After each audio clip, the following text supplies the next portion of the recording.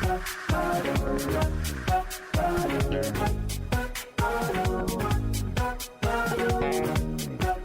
this is Carrie from Wrap Your Head Around Silks. This is the Expecting Aerialist podcast, now with the Digital Network. How's it going, guys? Hope you're having an amazing day. Before we get started, lots going on with Wrap Your Head Around Silks. Always, we hit the mat every Monday and Thursday evenings for Roll It Out.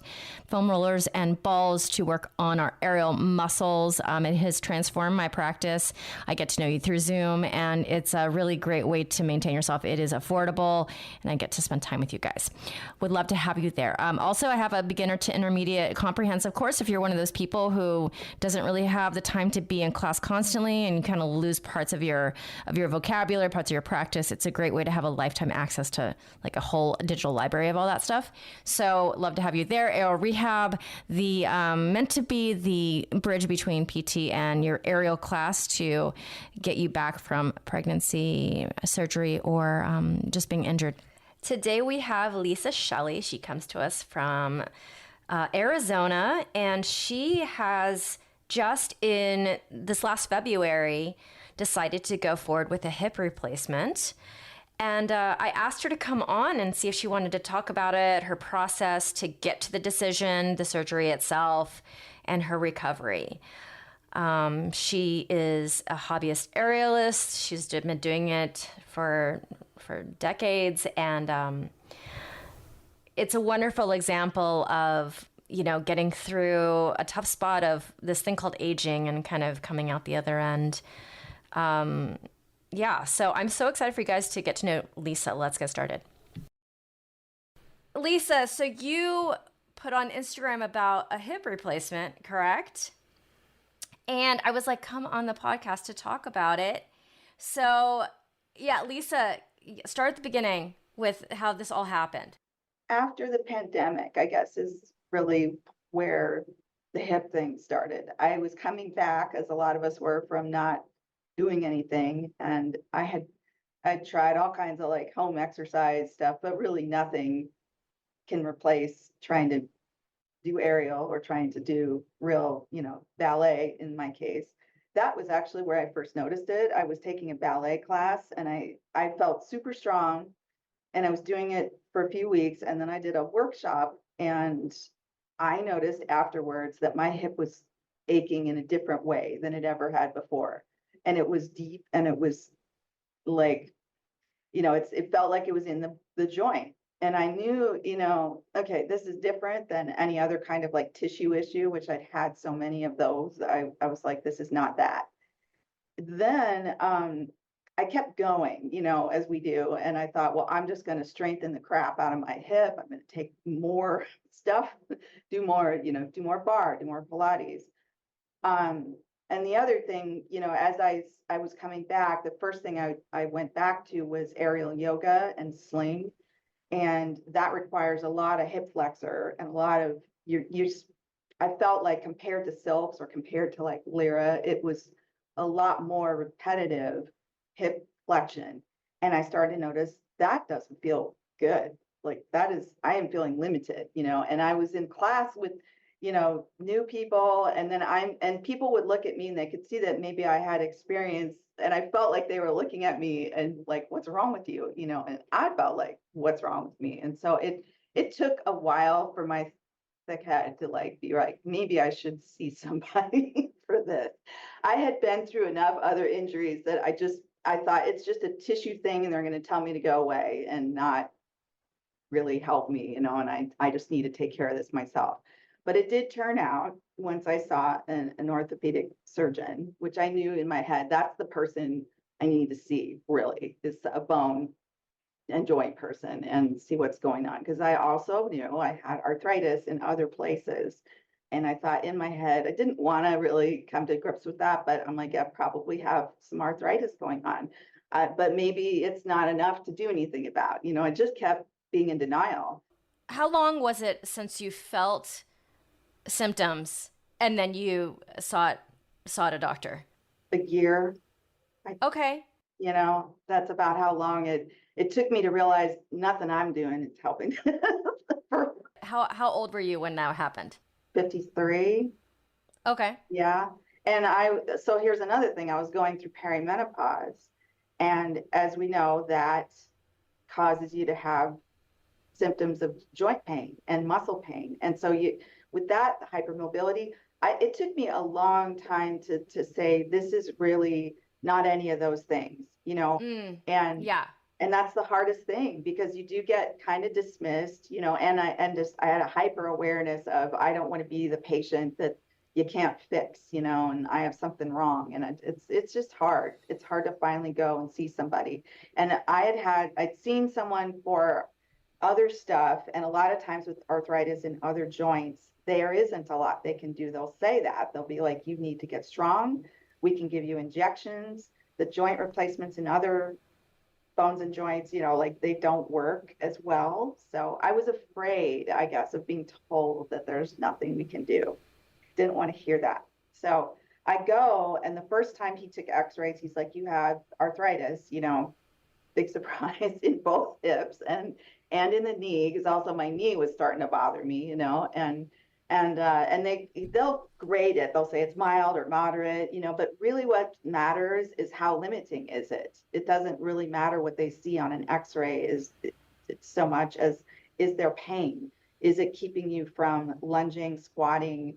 And that was what it started to be, was that I couldn't squat fully. I had never had that. I was always the person with the fantastically open hips that everybody's jealous of. And all of a sudden, I didn't want to squat down to like clean the cat litter box, and I didn't want to plie fully, in ballet. And that really, it made me very sad, because ballet was kind of my home base. I could always take a ballet class and be pain-free. And I suddenly wasn't. And so he said, we can do a cortisone injection. And that's often what they'll offer. A lot of the other stuff that they'll offer for like knees and other joints it's not effective in the hip, and not research proven, and people will go off and do those things and spend their own money. And I couldn't. I was like not in a position to even try all that. But I asked, and the cortisone shot worked for 10 months, which he said was, oh, yeah, I know. So I thought, I got this licked. I'm going to use this to get strong. and I'm not going to, I still had in my mind, I don't want surgery. And I had in my mind too, that maybe there was a labral tear, which if people know, if your listeners know what that is, a labrum yeah. in the shoulder or the joint, if it gets torn or frayed, it's very painful. And in a younger person, sometimes that's the first thing they'll do, is try to repair or preserve the tissue.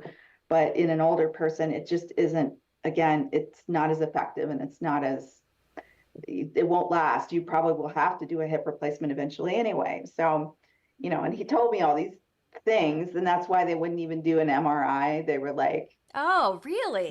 no, I know, because I wanted one. I've had them, for other things where it is a tissue issue and you can't see that on an x-ray. But they're like, it's arthritis, it is what it is. So I got another shot after that 10 months. Same thing, got a long life out of it. And I kept thinking I'm good.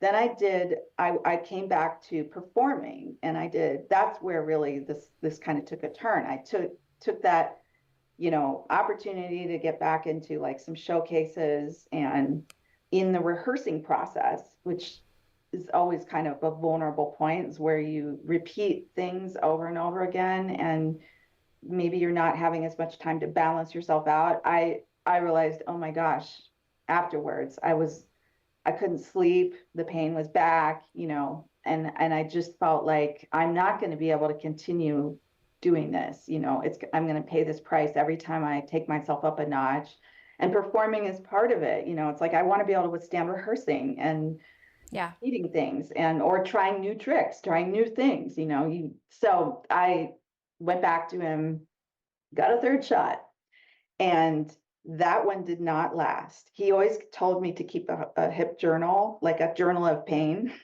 which I just logged it basically. I was like, okay, took the shot.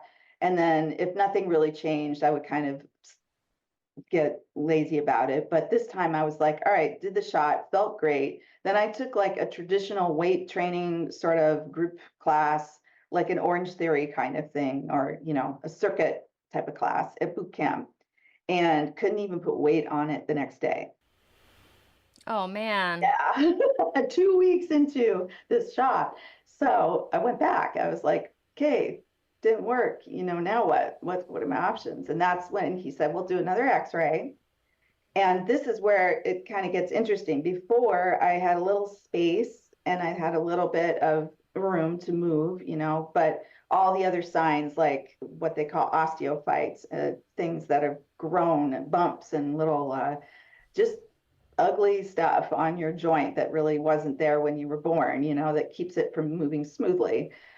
This time, when they took the x-ray, you could see that basically it was like completely bone on bone. What they say is bone on bone, no space. The joint is just kind of grinding. And the other thing that was there was little hooks on the outside of the head of the femur. So every time, like I noticed when I sat down on the ground and tried to bend forward at all, like not even in a big straddle, like my legs were now like that, and I couldn't even bend forward. And to me, like it was just embarrassing, but it was also functionally not, that's not good. I couldn't bike ride. Like if I leaned forward, the little hooks of the femur were basically catching on stuff. So extremely painful. So your cartilage was Gone completely. Yeah. Yeah. It just, and it's really interesting because I hadn't done anything different. That's just what the progression of the process is. I wasn't like earlier in my show life, like there was a period where I was doing 88 kicks a night in high heels on a hard cement, wood floor with no give, running around, going upstairs, doing things, jump splits, no problem. But I was doing that 20 years ago. And, I think about that, all that impact, and I was fine.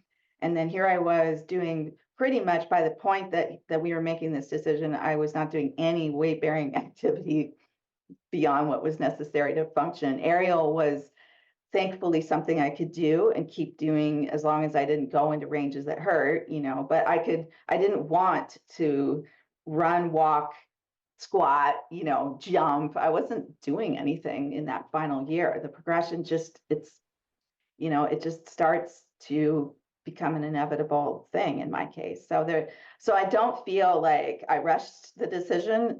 It maybe took me a little longer than some other folks, but it was like, I couldn't have done anything to halt that progression. Once it starts, and that's the thing, once it starts and you can see that it's happening, you see that evidence and you're feeling those symptoms, I would say to somebody with a hip issue, go get it checked out, get all the information, do the data gathering, and in my case, like I went then after he told me you can get a hip replacement, like this is what's going to solve this, and you could do it now or you can do it, when it fits in your life. But, I kept asking him, and when should I do it? And he's like, when you can't stand it anymore. Lisa, were you was it emotional for you or no? It was very emotional. It was Okay. very difficult to, first like admit that there was a problem. Obviously, I felt like I was aging, it's like, okay, I am the boy, and I was going through perimenopause too, so I just felt old. I felt like, wow. And I was afraid of the restrictions. I knew a lot about the procedure, really, like in general, but I was so afraid that I'm going to do this and then I'm not going to be able to do the things I love. I'll be able to walk, but I won't be able to get back to what I love to do, which just shows how little I had not done the deep dive that I did after that. And one of the things that helped me was to seek out other young, active people. And I don't even really know how I landed on it, but there are Facebook groups about lots of medical issues. Actually, there's Facebook groups that are aimed at young, active hip replacements.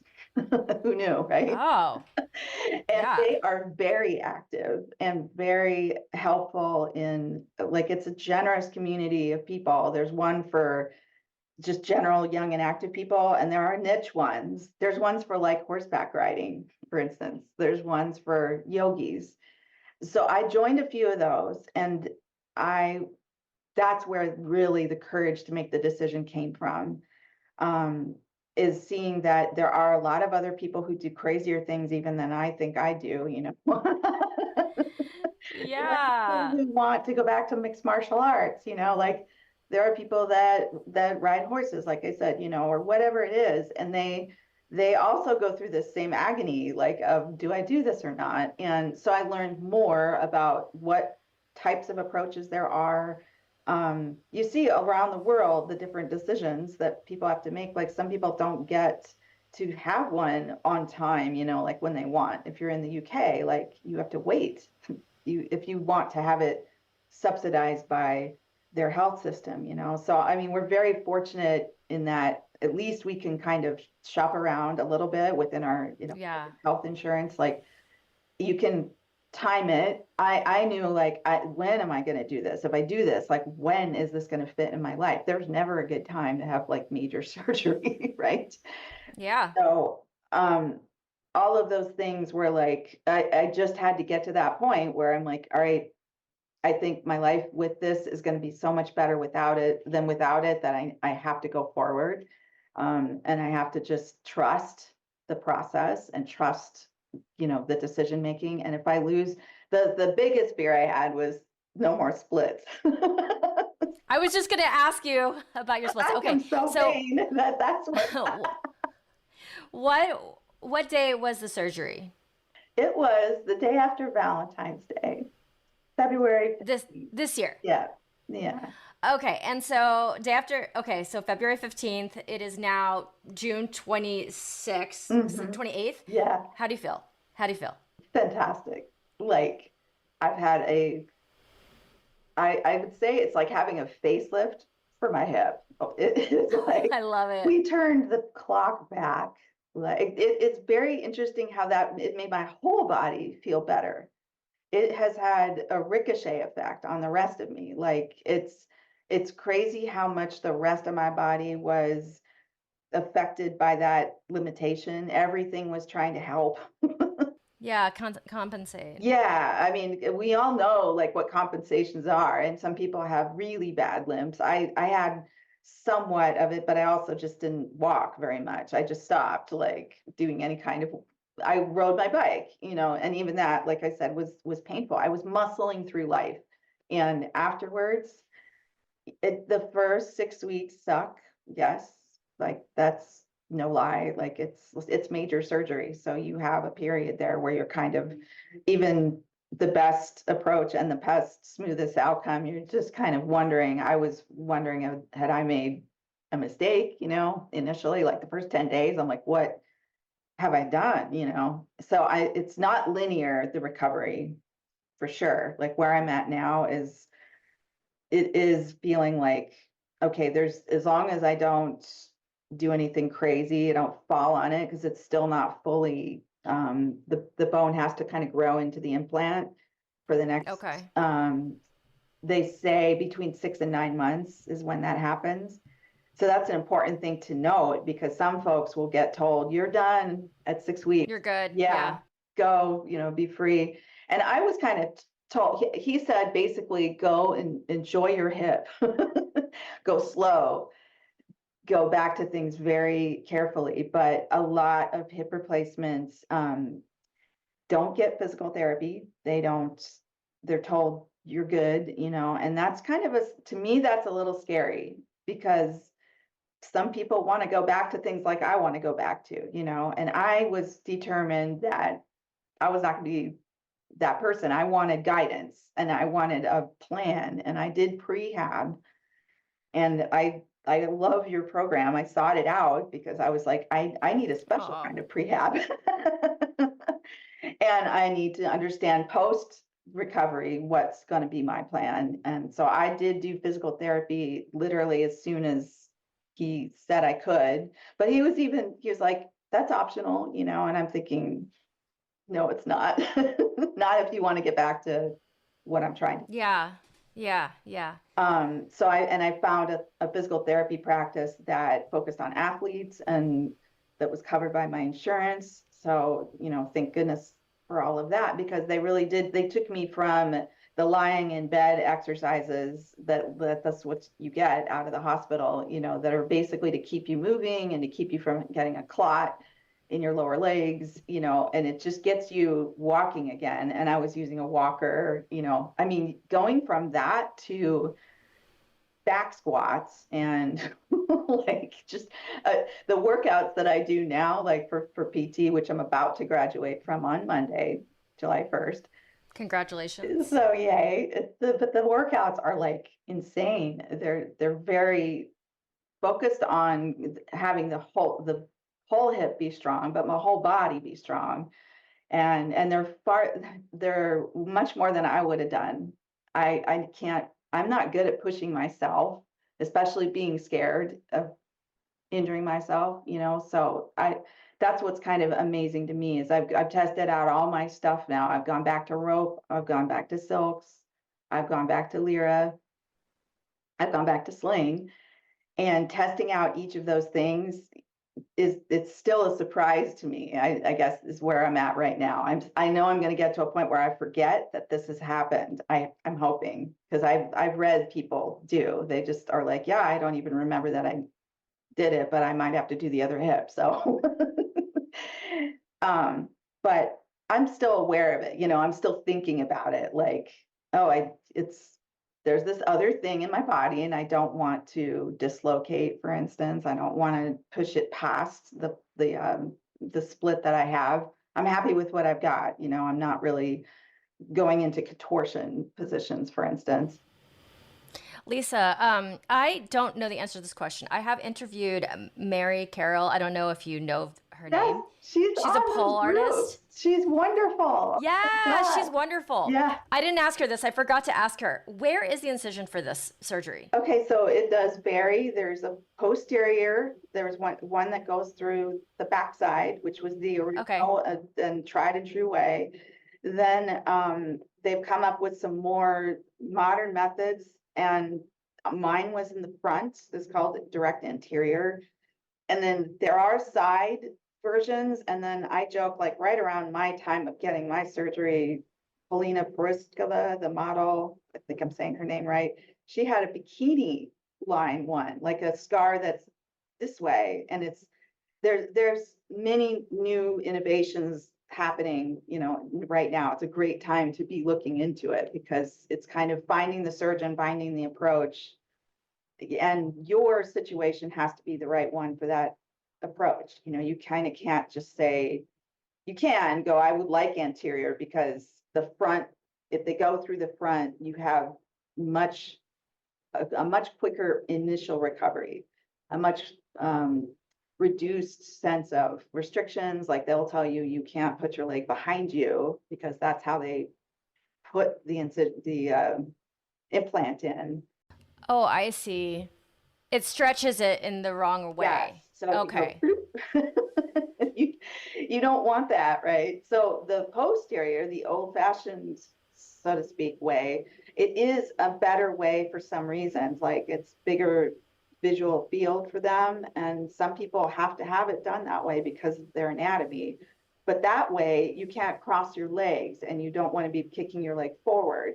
Right. Okay. But all these restrictions go away, like they should. And some people don't even know that, or they don't get told that. Like eventually you should be safe to get back to your everyday life and not be going, oh, I can't cross my legs, But I have met people that think they cannot cross their legs like ever. And that's not true. But they all have different recoveries that can be, those initial weeks can be challenging if you've gotten the posterior, the backside one, because it goes through your glute med, and it does, like some of them, some of these approaches cut muscle. And that was the thing I wanted to not have. I was like, To avoid. yeah, I Correct. want that they spread stuff and make no mistake, when they spread and they stretch things, it's still a Yeah. big deal. It Yeah, stretched because beyond. it's sore, and then it has to come back somehow. Yeah, and I felt that for a long time. My hip flexor is still not entirely happy with me. It was what was irritating before, and it's still irritated. It's like, what did you do? And I didn't cut it, it just is that was where he had to mess around. And the nerves get stretched, and some of them take a Yeah. while to come back. Like, from coming back from anything, the nerves can be like the longest thing to Yeah. they have to find a new pathway kind of thing. And I'm still numb on that side. But I kind of, who cares, right? Like it's not pain. Yeah, I mean, my surgery on my ankle that I had over 10 years ago, I just started, I just test it once in a while. Like I scratch the top of my foot. I still have some numbness there. Yeah, It's isn't that going away, crazy? but it's still there. I mean, it doesn't bother, right? It's the Right. same. It doesn't bother, but it is there. It's not limiting you in your everyday stuff, and I felt it last night. Like I actually did, like here's another like milestone. I did a drop on rope where my leg is fully wrapped. It's just like a little salto, but I made my left leg catch me and hook, and I felt less like sometimes that's a not pleasant sensation on rope because it's Right. cinching. So it's less painful than it would have been. Yeah. So it's helping you in that way. Oh my Yeah, God. yeah. I was like, who knew that I would say that, or like I've got to be one of the few people that's like, yay. I'm just Yeah, because you have nerve damage. yes, right. And I mean, people are afraid of that. They're like, what? And I was like, that's the thing. There are all these things that can happen. It's major surgery. So Yeah. you can't ever discount that. And I was terrified of those things. But I will tell you that there was a friend of mine that came before me who'd had one of my fears was infection, and she had that, and she still came back from it. So yes, these things are risks, but I saw that someone even had that happen, and came back, and she was in class, and I was like, okay, if she can do it, I can do it. It kind of gave me even more courage, over something that because there's all these risk factors, and you could have any one of those could make you not make the decision, but in the end, it's the best thing I could have possibly done. So, Okay, Lisa, if you might have already done it, but if you have a piece of advice for women out there who might be in your position, what would you say to them? well, they always say, listen to your body. And it's like, what does that really mean? Right. You kind of have to keep in your mind a journal as you do go through this aging process. Not all of at first, when you asked me on the podcast, I was like, I'm not an expecting area, but I do understand, like, when changes happen to your body, I mean, you have to be kind of thinking against a baseline, is this normal for me, and maybe it's just part of normal processes. Like if you're coming back from pregnancy, you're going to have a lot of things that are different, and I just had to start to be aware of when something was really limiting my life and limiting my happiness, and prioritize doing something about it, and taking action. Kind of like the trapeze thing, like don't hesitate. You could sit there for years and let this kind of thing with the hip deteriorate your muscles, which are harder to hang on to as you age. You don't really kind of know that your butt is going away, but it does. It's very Oh my God, to Lisa. yeah, Okay, so I just turned 47 this year. right. And I don't have any full length mirrors in my apartment right now. And we're at a hotel, and I have a 4-year-old. We were in the bathroom, just like I took my clothes off, and there was a full length mirror. And I was like, is that what my ass looks like? Yes. There's that It was moment. dropped. And I was Where like, did my butt go? where did my butt go? Yes, And so, yes. but luckily, Hold on to your butt. the butt can be lifted. I just stopped doing the exercise. Like I forgot to do the exercises. So since that trip, my ass has lifted. Oh. But I was like, oh, hell to the no. The first time I saw my butt and saw that it was flat, I was like, what? What the fuck? Yeah, I know. And it's like pancake butt, it's like, what is happening? And you don't realize it, especially transitioning to a sitting job. So I would say I all can't women, imagine. like it's one of the not number one things that predicts longevity is having good quads and having a strong lower body, also grip strength. Those are the two things that you would, think like we should have. But I wasn't paying attention to my butt. I thought it was fine, and it wasn't. And that partly was the compensations, the drifting away from squatting and the drifting away from generally lower body work. And I would say also, if you're an aerialist, you think, oh, I don't need lower body. Right. Yeah. Yes, you Yeah. do. The payoff Yeah, you need all of it. extra that I've gotten from the PT is priceless. Like all of a sudden, my hip keys, my climbs, my straddle, Right. so much stuff feels so much better. And I just didn't want to do it. Oh, I've been neglecting it too in a way because it's not like I don't do the squats and then now the butt exercises that I'm uber focused on. Right. But when I do go to ballet class, which is way less than going to the aerial studio. Yeah. Oh my God, my calves. I'm just like, oh, my calves are like. Sometimes do soft tissue work on my calves, and what is wrong with you? And I will tell you what I picked up. Also, I didn't even really tell you this, but during my recovery, I said, I'm going to pick up one lower body thing I haven't done because life is short.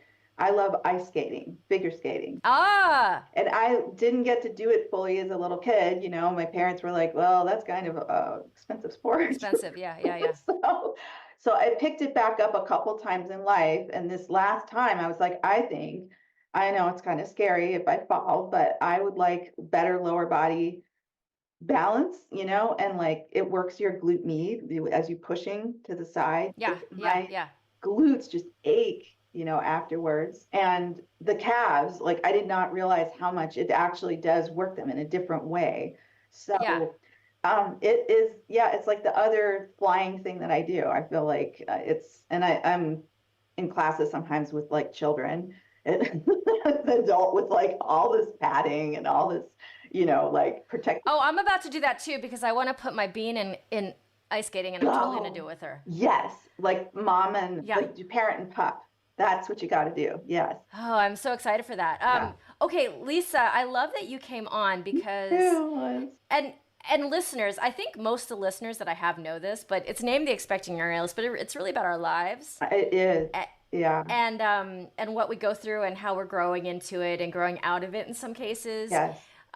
Here and there. And I love that you told the story. Thank you so much for coming on. Thank you. I really appreciate it. And I'm very happy to have found your program and your podcast. It's just like I say, it's life. So thank you. Lisa, thank you so much for coming on here, being vulnerable, telling your story. I think it will be helpful to the women out there who might have to go through the same process. My listeners, if you would honor me with a 5-star rating and review, I would appreciate it forever. It is the hardest thing about being a podcaster is to get your podcast out to the people who want to listen. So the best way to do that is to have a good star rating and just ride that algorithm. So I really appreciate if you guys would just open the Apple app and leave me a review. It makes such a difference. I appreciate you. I also have Greener Grass with Digitent Podcasts with my friend Kelly McVeigh. If you want to hear my voice twice a week, it's there for you. It's light, it's heartfelt, and we bring on some really amazing guests. All right, my friends, over and out. This is Carrie from Wrap Your Head Around Silks. This is The Expecting Aerialist.